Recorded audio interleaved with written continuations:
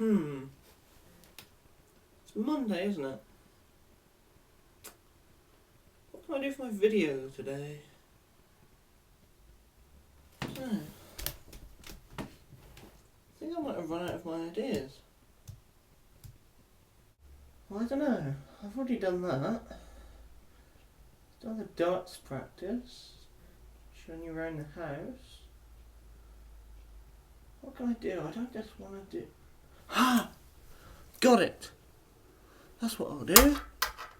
I'm going to do some stand-up comedy. Hey, thank you very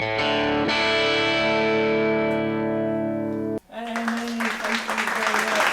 Thank you so much for great to see you. It's great to be here in this wonderful city. Now, I've been watching the news on the BBC quite a lot recently. You know, I like to keep up with these things. I like to think of myself as quite intelligent, be able to show people that I know things when really I probably don't. And recently, what's been in the news? Swine flu. Now, you know the BBC, it sort of has this like graphic that it has to show for everything. So for Barack Obama, it's kind of a load of flashing squares running at the screen. Picture of Barack Obama, the first year, and all of this rubbish, you know, over-dramatising everything. You know what I think it should be for swine flu? You know, like a picture of maybe a girl screaming, sort of, swine flu, panicking the nation.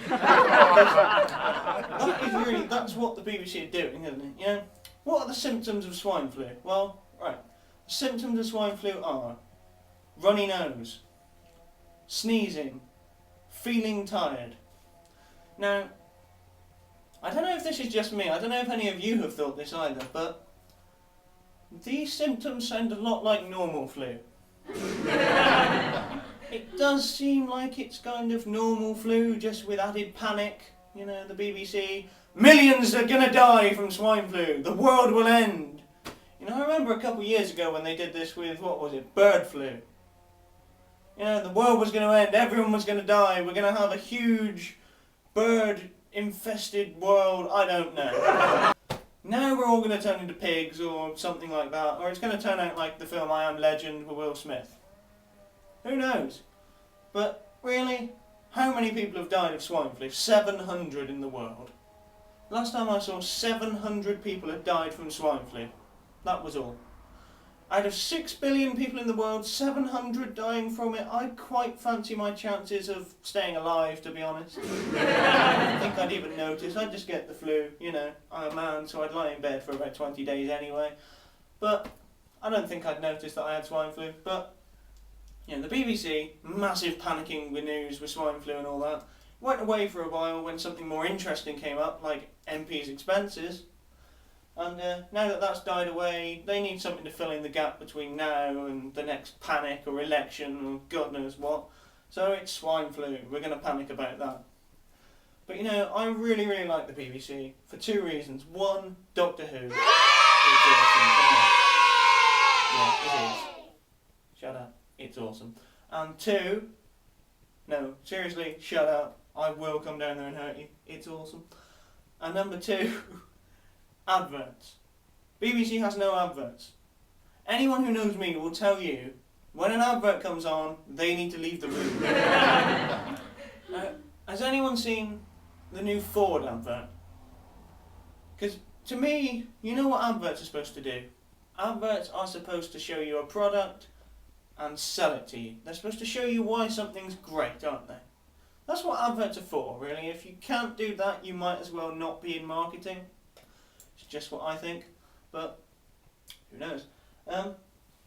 So it seems to me like this new Ford advert, right? It's basically, it's like the car is, it looks like the car is moving even when it isn't. It's some new technology that they've made to look at their cars. I don't know if it's just me, but that doesn't seem to be all positive. Why doesn't it seem to be all positive? Well, I mean, the advert, I guess, is effective. I know it's a Ford, but it's such a bad advert, I'm not going to go out and buy a Ford. That's what adverts do. If I remember who it is, I'm not going to go to them, because that advert is generally really annoying. But this one, I have quite a few arguments over. Because, Yeah, that's how sad I am. You see, a car that looks like it's moving even when it isn't is maybe not the best type of car to have. You know, just picture it, you've gone out and bought your new Ford, you're really pleased with it, it's all new and shiny and whatever the hell else crap a new car is. I don't know anything about cars. But yeah, it's all new, you drive it home, you park it outside, you go in your house, you got a few beers, you got like a curry for tea, you know, you got the football on the telly, you got a nice evening planned out ahead of you. It's half time, England are winning, you've had a couple beers, you walk past the window, you just happen to look out, and you think, oh my god, someone's stealing my car! You grab the nearest available weapon, possibly a golf club, you run outside, you run round to the driver's door, hold up the golf club, yank open the door.